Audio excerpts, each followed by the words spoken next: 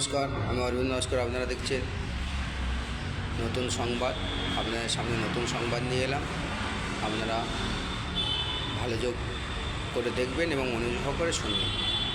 আমাদের ভারতবর্ষে প্রায় 40% মানুষ খেতে পায় না এবং 40% খাবার ডেলি আমরা ভালো ভালো ফেলে দিই। বিশেষ করে যেসব শপিং মহল আছে, সবজি মহল আছে, সবজি মার্কেট আছে, সেই সমস্ত সবজি মার্কেট থেকে 40% খাবার ডেলি ফেলে দেওয়া হয়, যেগুলো সাধারণ মানুষ মার্কেট থেকে, ফুটপাথ থেকে কিনে খায়।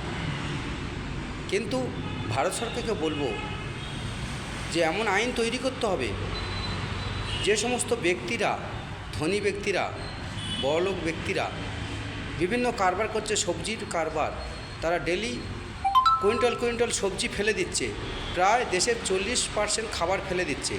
কিন্তু এদিকে 40% মানুষ খেতে পারছে না, ভিক্ষা করে খাচ্ছে, ফুটপাতে শুয়ে আছে, তাদের ঘর নেই।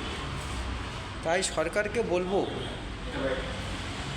যে একটি কঠিন ব্যবস্থা করতে হবে, একটি আইন তৈরি করতে হবে, যে পার্লামেন্টে আলোচনা করে এবং সংবিধানে পাস করে, সংবিধানে লিপিবদ্ধ করতে হবে, পার্লামেন্টে পাস করে।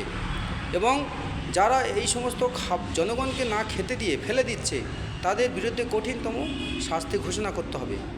প্রতিটি শপিং মহলে দেখছি, বিশেষ করে সবজি মার্কেটে, বিভিন্ন জায়গায় সবজি মার্কেটে, প্রতিটা সিটিতে, ভারতবর্ষের প্রতিটা শহরে, প্রতিটা জেলায় যেখানে যেখানে সিটি আছে, সেই সিটিতে যেই সমস্ত সবজি ব্যবসায়ীরা আছে, কোটি কোটি টাকার মালিক, তারা লোকজন রেখেছে 10, 20, 50, কিন্তু প্রতিদিন সবজি খারাপ বলে ফেলে দিচ্ছে। কিন্তু ভালো সবজি, যে সমস্ত সবজি সাধারণ মানুষ ফুটপাথ থেকে, সাধারণ মার্কেট থেকে, জেনারেল মার্কেট থেকে কিনে খায়।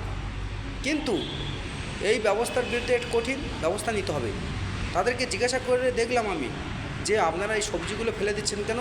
যেখানে 50 টাকা দাম, সেখানে তো 30 টাকা 20 টাকা নিতে পারেন, সাধারণ মানুষ খেয়ে পরে বাঁচতে পারে। বলে, ভাই আমরা কি করব, আমরা কর্মচারী, আমরা ফেলে দিতে বাধ্য। আমি বললাম, কেন, কী নিয়ম? ভারতবর্ষের 40% মানুষ খেতে পাচ্ছে না, আর আপনারা এই সমস্ত ফেলে দিচ্ছেন। তাই আমার হাতে যদি আইন থাকতো, এই সিস্টেমকে পাল্টে দিতাম। তাই কেন্দ্র সরকারকে বলবো পার্লামেন্টে একটি আইন পাস করতে, যে সমস্ত ব্যক্তিরা ভালো ভালো খাবার ফেলে দিচ্ছে, সাধারণ মানুষের দিচ্ছে না, তাদের জন্য একটি আইন পাস করতে হবে পার্লামেন্ট থেকে এবং সংবিধানে লিপিবদ্ধ করতে হবে এবং কঠোর থেকে কঠোর শাস্তি দিতে হবে। তবে ভারতবর্ষে উন্নতি হবে। শুধু বড় লোকরা এগিয়ে গেলে কোনোদিন কোনো দেশের উন্নতি হয়নি। যে কোনো দেশে উন্নতি করতে হলে সমস্ত জনগণকে এগিয়ে যেতে হবে, এক ধাপ করে। কারণ যেমন বড় লোকরা এগিয়ে যাবে, তার সঙ্গে সঙ্গে মধ্যবিত্তরা এগিয়ে যাবে, তার সঙ্গে সঙ্গে নিম্ন মধ্যবিত্ত এগিয়ে, তার সঙ্গে যারা নিরি পার্সেন্ট মানুষ, যারা গরিব খেটে খাওয়া মানুষ, তারাও এগিয়ে যাবে। তবে সমাজের উন্নতি হবে, তবে দেশের উন্নতি হবে। তা না হলে কোনো দিন সমাজ এগিয়ে যেতে পারে না, দেশ এগিয়ে যেতে পারে না, বা কান্ট্রি এগিয়ে যেতে পারে না। তাই কেন্দ্র সরকারকে বলবো, কেন্দ্র সরকারের মহোদয়গণকে বলবো, আপনারা এমন একটি আইন পাস করুন পার্লামেন্টে, যে আইনের দ্বারা এই সমস্ত ভালো ভালো খাবারগুলো ফেলে দিচ্ছে, যাতে না ফেলে দিতে পারে, তাদের জন্য কঠিন থেকে কঠিনতর শাস্তি দিতে হবে। এবং সাধারণ জনগণ যেখানে খেতে পাচ্ছে না, 40% মানুষ ভারতবর্ষে, তাদের যেন কম দামে দেওয়া হয়। ফ্রিতে দিতে বলবো না। ফ্রিতে কেন দেবে? যেখানে 50 টাকা বিক্রি করছে, ফেলে দিচ্ছে, 1 টাকা ইনকাম হচ্ছে না, সেখানে যদি 20 টাকা 30 টাকা যদি দেয়, তাহলে জনসাধারণ খেতে পারে, খেয়ে পরে বাঁচতে পারে এবং তাদেরও আর্থিক সচ্ছলতা হবে এবং সমাজ এগিয়ে যাবে। সমাজে শুধু ধনী শ্রেণী বা ধনী ব্যক্তিরা এগিয়ে গেলে সমাজ এগোয় না, দেশ এগোয় না, জাতি এগোয় না। তাই জাতি ধর্ম নির্বিশেষে সবাইকে এগিয়ে নিয়ে চলতে হবে, তবে দেশ এগিয়ে যাবে। তো জনগণ কাছে অনুরোধ করব, আপনারাও সজাগ হন এবং ইউটিউবারদের বলবো, আপনারা সজাগ হন, প্রতিটা বিষয় তুলে ধরুন।